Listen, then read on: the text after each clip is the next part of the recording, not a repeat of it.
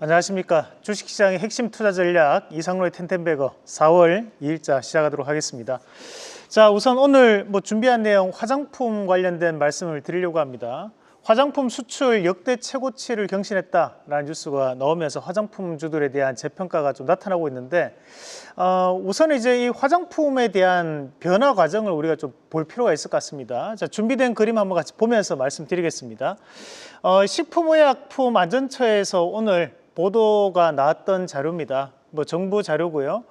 배포 4월 2일 오늘 2025년도 1분기 화장품 수출에 대한 부분이 26억 달러를 기록하면서 역대 최고치를 경신했다라는 내용이었고, 거기서 우리가 좀 눈여겨봐야 되는 내용이 바로 이 수출국 1위에 대한 중국은 여전한데 대신에 그 뒤에 나오는 얘기가 중요한 부분입니다. 바로 미국이 바짝 뒤쫓고 있다라는 내용이었고, 여기에 대한 내용을 제가 요약해서 설명을 드리면 중국에 대한 매출도 나타나고 있었지만 중국에 대한 점유율은 조금 줄어들었고 대신 미국과 일본에 대한 점유율이 오르면서 역대 최대치를 경신했다라는 내용이었습니다. 그래서 중국에 대한 수출 물량은 전년 대비해서 오히려 감소했는 반면에 미국과 일본에 대한 부분은 전년 대비해서 증가하는 폭을 보여줬다라는 내용이었습니다.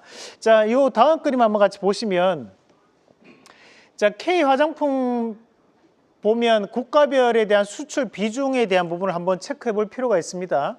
자, 우리가 2020년부터 21년도에 고점을 한번 찍고 난 다음에 그 뒤에부터 나오는 흐름들을 보면 중국에 대한 부분은 여전히 줄어들고 있는 양상들이 나타나고 있고, 다만 미국과 일본에 대한 부분이 늘어나고 있는 것이 표로도 확인됩니다.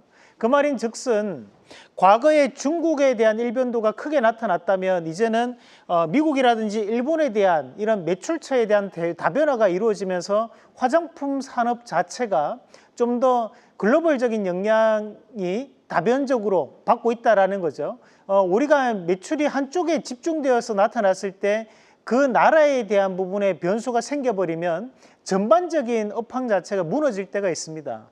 그렇지만 화장품 같은 경우에는 매출처가 다변화되면서 중국에 대한 의존도가 낮아졌기 때문에 좀 더 긍정적인 시그널로 우리가 받아들일 필요가 있다는 말씀도 함께 드리고요.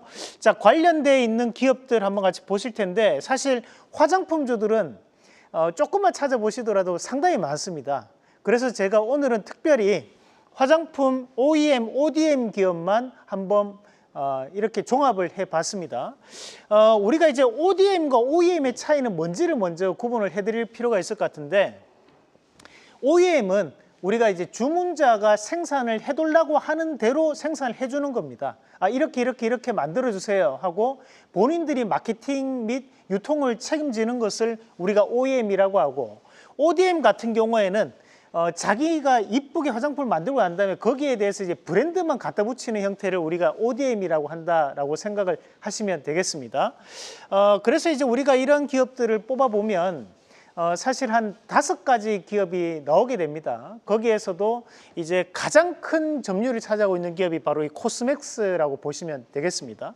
그래서 코스맥스와 관련된 키워드를 모아보면 우선은 ODM 관련해서 세계 1위 기업이 바로 이 코스맥스입니다. 매출이 가장 많이 나타나는 것이 바로 이 코스맥스라고 보시면 되고, 코스맥스 같은 경우에는 어느 한 나라에 집중되기보다는 여러 군데에 대해서 글로벌적인 매출을 보유하고 있는 업체가 또 코스맥스라고 보시면 되겠고요.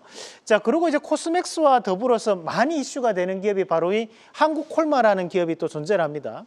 한국콜마 같은 경우에는 실적적인 추이가 상당히 개선되는 모습을 보이고 있고, 또 한 가지 우리가 눈여겨봐야 되는 게 최근에는 자외선 차단제 관련해서 상당한 매출을 이루고 있는 기업이 바로 이 한국콜마다, 이렇게 좀 말씀을 드리고 싶고요. 그리고 이제 우리가 OEM, ODM, 빅3라고 얘기하면 반드시 들어가는 기업 중에 한 군데가 바로 이 코스메카 코리아거든요. 원래는 4위권 정도 되는데 3위 기업이 비상장 기업입니다. 그래서 이 코스메카 코리아 같은 경우에 2024년도 이 국민연금에 대한 보유량이 크게 늘어나는 모습을 나타냈고, 2025년도 1월달 같은 경우에도 이런 부분 자체가 좀 늘어나는 양상들이었고요. 최근에 이전 상장 이슈도 있다는 것도 참고로 하시면 좋을 것 같습니다.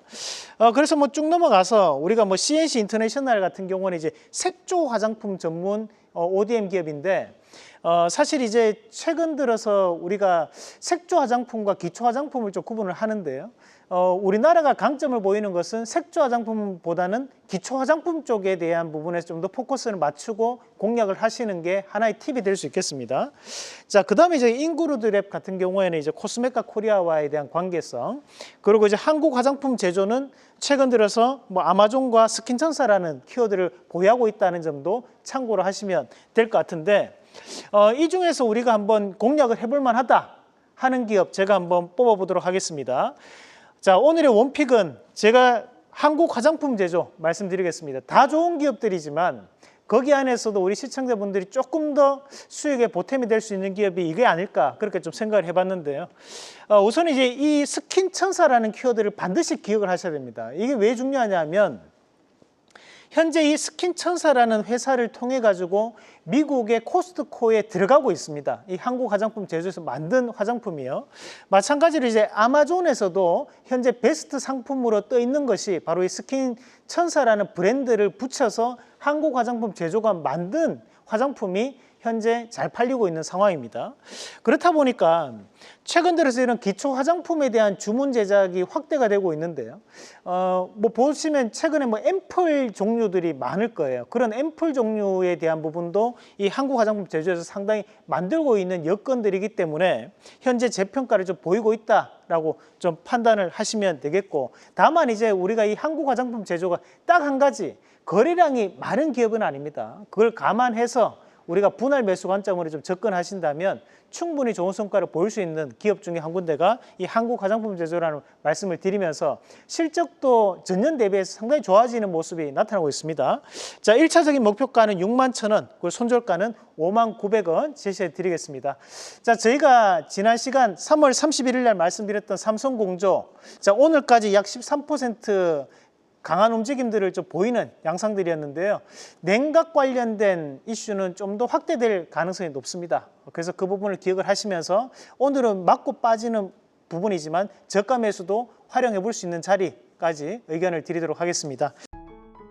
계속해서 다양한 경제 이슈를 알고 싶다면 구독과 좋아요, 알림 설정 부탁드립니다.